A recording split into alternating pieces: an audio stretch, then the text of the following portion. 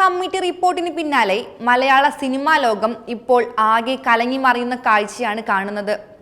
ആരോപണങ്ങൾ നിമിത്തം സിദ്ദിഖ്, മുകേഷ്, ഗണേഷ് കുമാർ, ബാബുരാജ് എന്നിങ്ങനെ പല പ്രമുഖ പേരുകളും സമൂഹ മാധ്യമങ്ങളിൽ തേജോവധം ചെയ്യപ്പെടുകയാണ്. ഓരോ ദിവസവും പുതിയ പേരുകൾ വെളിപ്പെടുന്നു. ആകെ മൊത്തം ഹേമ കമ്മിറ്റി റിപ്പോർട്ടും നടിമാരുടെ ആരോപണങ്ങളും അതിന്റെ നടപടിക്രമങ്ങളുമായി മാധ്യമരംഗത്ത് ചൂടുള്ള വാർത്തകളുടെ ചാകരയാണ്. ആരാധകർ ഒന്നടങ്കം ഞെട്ടിയ ഒരു ആരോപണമായിരുന്നു കഴിഞ്ഞ ദിവസം മിനു മുനീർ നടത്തിയത്. ജനപ്രിയ നടൻ എന്ന് വിളിപ്പേരുള്ള ജയസൂര്യക്കെതിരെ ആയിരുന്നു ആ ലൈംഗികാരോപണം. ഈ ആരോപണത്തെ തുടർന്ന് പ്രേക്ഷകർ ആകെ ഞെട്ടലിലാണ്.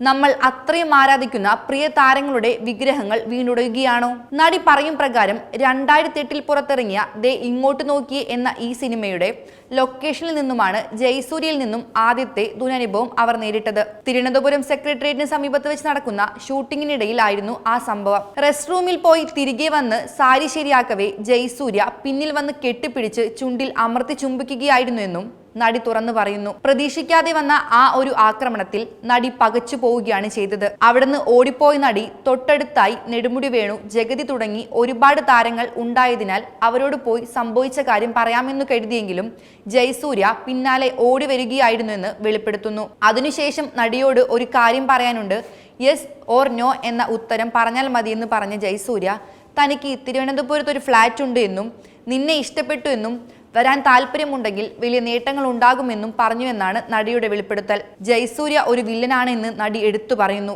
അതിന് വിസമ്മതം പറഞ്ഞുകൊണ്ട് പിന്നീട് തനിക്ക് വരുന്ന എല്ലാ അവസരങ്ങളും മുടക്കിയെന്നും വെറുമൊരു ആരോപണമല്ല താൻ നേരിട്ടതെന്നും നടി ഊന്നി പറയുന്നു. അതിനുശേഷം ജയസൂര്യയിൽ നിന്നും ഇതേപോലെ ഒരു അനുഭവം നേരിട്ടിട്ടില്ല എന്നും നടി പറയുന്നുണ്ട്.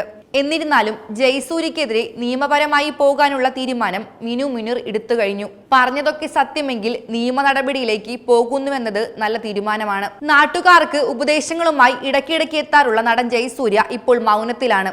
സോഷ്യൽ മീഡിയയിൽ ജയസൂര്യയ്ക്ക് ട്രോൾ പൂരമാണ്. റോഡ് നന്നാക്കാൻ ഇറങ്ങിയും കർഷകർക്ക് കുടിശ്ശിക നൽകുന്നുണ്ടെന്നും പ്രസംഗിച്ചുമൊക്കെ മാസ് കാണിച്ച ജയസൂര്യ ഇപ്പോൾ എയറിലാണെന്ന് പറയാം. നന്മ മരത്തിന് ഇത് വന്നല്ലോ എന്ന് പറയുന്നവരുമുണ്ട്. സെൻസർ ബോർഡ് കട്ട് ചെയ്യുന്ന തരം വിളിപ്പേരുകളും ഇപ്പോൾ ജയേട്ടനുണ്ട്. എന്തായാലും ജയസൂര്യ ഒറ്റയ്ക്കല്ല. അതിനു പിന്നാലെ നടന്മാരായ ഇടവേള ബാബു, മണിയമ്പിള്ള രാജു, മുകേഷ്, പ്രമുഖ പ്രൊഡക്ഷൻ കൺട്രോളർ എന്നിവരും ആരോപണത്തിൽപ്പെട്ടിട്ടുണ്ട്.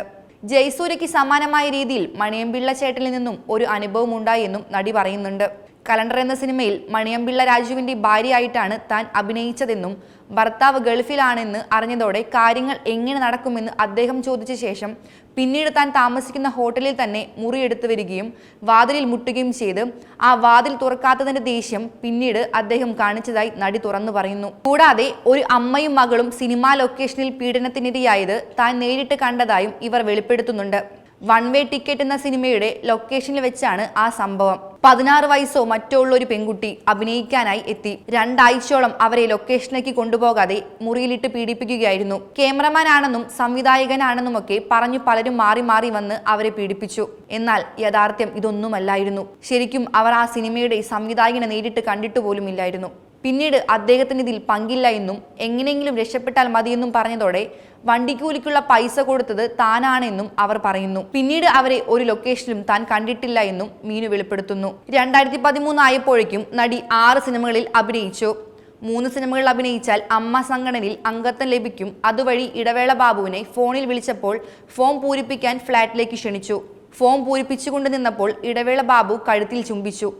എന്നാൽ നടി പെട്ടെന്ന് ഫ്ലാറ്റിൽ നിന്ന് ഇറങ്ങിയെങ്കിലും അമ്മയിൽ അംഗത്വം കിട്ടിയില്ലെന്നും പിന്നീട് മുകേഷ് ഫോണിൽ വിളിച്ച് മോശമായി സംസാരിച്ചുവെന്നും ഇവർ പറയുന്നു.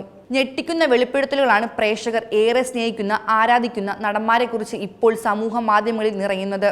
യഥാർത്ഥ ജീവിതത്തിൽ ഇവരൊക്കെ വില്ലന്മാരായിരുന്നു എന്നാണ് സമൂഹം ഇപ്പോൾ ആലോചിക്കുന്നത്.